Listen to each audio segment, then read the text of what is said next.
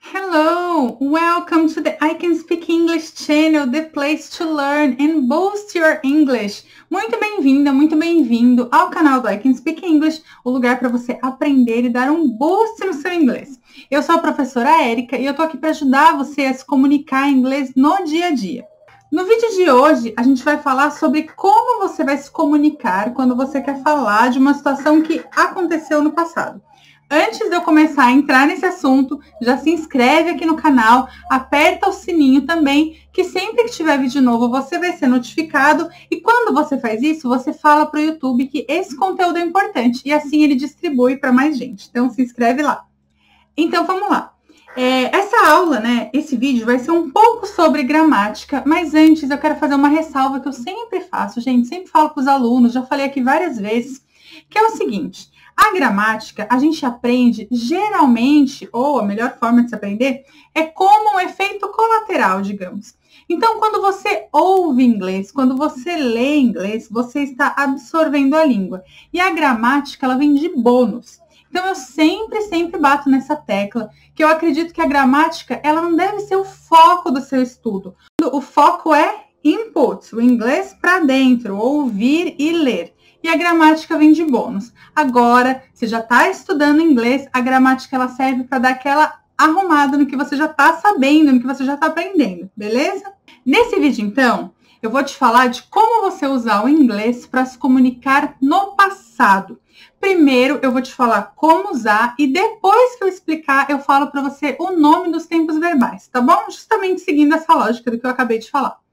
Então, vamos lá. Se você quer dizer que você morou em Londres há 2 anos, você vai usar a seguinte, uma forma, é você usar a seguinte frase. I lived in London 2 years ago. I lived in London 2 years ago. Alright? Uma outra frase. Eu visitei a França e a Itália durante as minhas últimas férias. Então, a frase em inglês é I visited France and Italy during my last vacation. I visited France and Italy during my last vacation. Ok? Então, eu visitei a França e a Itália durante minhas últimas férias. Eu não visitei, gente. Estava aqui, quarentenada em casa. Uma coisa comum a essas duas frases, I lived in London, I visited France, é que os verbos live, de morar, e visit, de visitar, os dois ganharam aqui um sufixo. Eles ganharam a letra ed no final.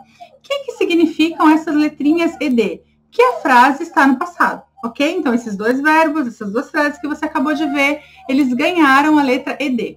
Então, o verbo live, o verbo visit, no passado, como a gente está falando, eu morei, eu visitei, eles ganharam essa letrinha, essas letras ed no final, que estão justamente aqui para mostrar que essas frases são no passado, beleza? Então tá, eu falei que esses verbos têm uma coisa em comum, que são a letra ed. Eles têm uma outra coisa em comum, eles são verbos regulares. Em inglês, a gente tem essa categoria de verbo regular e a categoria de verbos irregulares.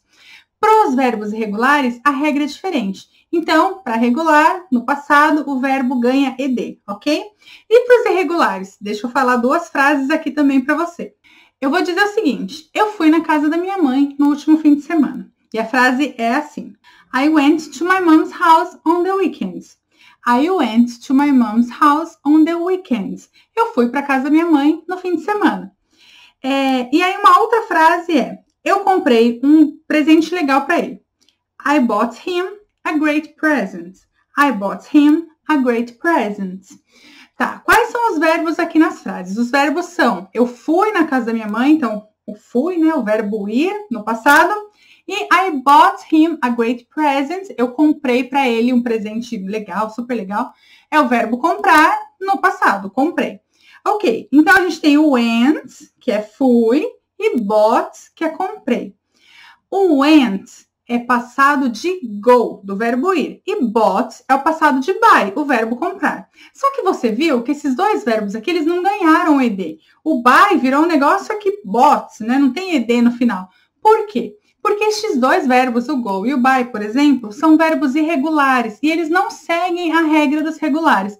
E qual que é a regra deles? Não tem. Não tem, gente, eu sinto dizer para vocês, não tem, não faz sentido, porque que um é went, o outro é bought, o outro é brought, o outro é só, não tem, é assim. É como eles se comunicam e não tem uma regra para isso. Como que você faz, então, para saber? Duas formas. Uma, muita gente faz e eu acho que é uma perda de tempo. Você pegar uma lista de verbos regulares e você ficar lá decorando.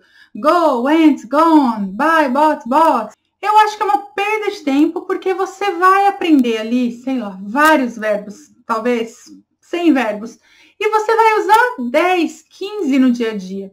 Então, a segunda forma de você aprender, que eu acho mais eficiente e efetiva, é você, como eu estava falando, consumir inglês. Ler, ouvir, botar inglês no seu dia a dia. De tanto você ouvir, de tanto você ler, e aí você também começa a se comunicar, você acaba memorizando os verbos que são mais importantes, os verbos que você usa mais no dia a dia. Então, assim, não tem problema você falar uma vez errado, sabe? Ou você não lembrar, você vai lá, olha. Aí você vai lá, olha de novo. Aí você fala e alguém te corrige, né? O seu professor, a pessoa com quem você está conversando. E né, isso vai acontecer umas 6, 7 vezes e você pegou. Pronto. Não precisa decorar uma lista enorme, ok? Mas então tá, verbo regular no passado ganha ED, verbo irregular no passado, cada um tem o seu. E aí você só vai saber ouvindo, lendo, usando e você vai aprendendo com a prática. Beleza, falamos aqui então de como falar frases no passado. Mas vamos para uma segunda parte aqui da aula, que é o seguinte, tem uma outra forma da gente falar frases no passado, ou da gente se comunicar sobre situações que aconteceram no passado. A diferença para esta outra forma que eu vou explicar agora é que a gente está focando na ação e a gente não está muito aí sobre quando aconteceu a ação. Lembra que a gente falou, eu morei em Londres 2 anos atrás? E se eu quiser simplesmente contar que eu morei em Londres e não te dizer quando foi? Porque o foco, né, não interessa quando, eu tô querendo te contar que eu morei em Londres, foi uma super experiência. Aí a gente muda um pouquinho. De I lived in London 2 years ago, a gente vai falar o seguinte, I have lived in London. I have lived in London. Esse have lived significa morei, ok? Eu morei em Londres.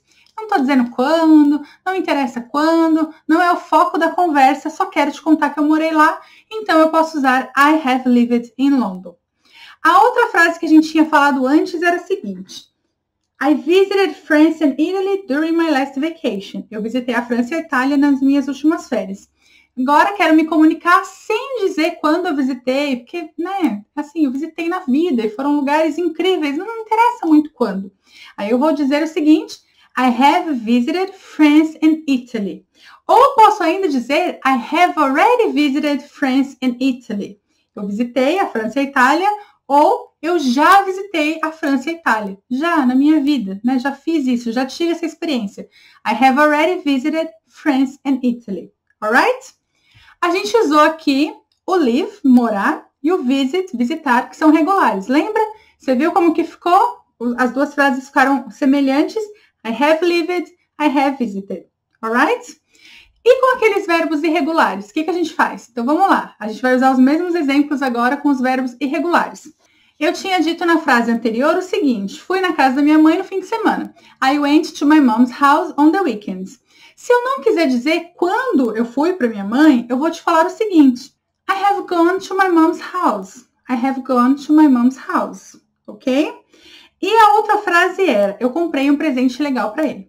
E aí também, agora aqui eu nem coloquei o tempo, mas eu vou usar essa segunda forma de falar no passado. Então eu comprei um presente legal para ele e vai ficar o seguinte. I have bought him a great present. I have bought him a great present. Como você deve ter notado, o que mudou aqui nessas frases todas é que elas ganharam o have. I have lived, I have bought, I have gone, qualquer outro? I have visited, ok? Todas elas ganharam have. E o have gone, have visited, have lived significa só passado. Eu visitei, eu comprei, eu morei. Ok? Nesses casos que a gente está falando, ok? Me fala aqui embaixo, primeiro, se você já sabia usar esses tempos verbais. Se de repente você já vinha usando super bem e não sabia o nome, parabéns, ótimo. E me conta se você entendeu. Ficou com alguma dúvida? Deixa seu comentário aqui embaixo. Quem sabe eu gravo um vídeo só para responder a sua dúvida. Thank you very much for watching. Have a great week. See you next video. Bye, bye.